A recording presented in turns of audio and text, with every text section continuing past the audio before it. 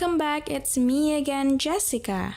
This time we're going to learn how to restrict our BuddyPress page for non-logged-in user. Sometimes we want to restrict the page that we create for the members only, and for the user that doesn't have an account will be redirected to the registration page. This is good for increasing the number of your members. The non-member visitor will be forced to do the registration if they want to visit your own BuddyPress page. How to set it up?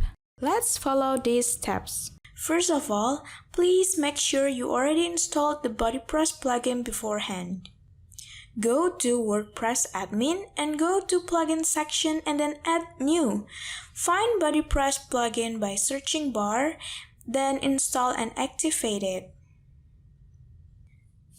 Next, please install Youzify plugin Lite version, which you can find in the plugin option, then click add new and type Youzify plugin on the search bar.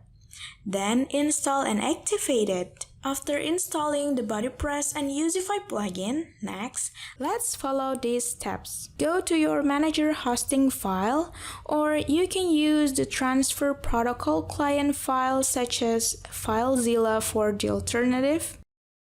Go to your root folder web, and then go to folder wp-content and choose plugins. Make a new file and name it as bp-custom.php. After that, right-click and then edit. Then please open this. I will attach the link on the description box. Click row, and next you can copy all of them. Go back to that bp-custom file and then paste it here. If you are done, then click Save Changes button. And now let's try it out. Let's pretend that we are a non-member visitor. We are trying to access the activity page. Let's try to open. And yes, we will be redirected to the Youzify login page. So yes, that's all about how to restrict your BuddyPress pages for non-logged-in visitor setup. Hope it's useful and see you in the next video!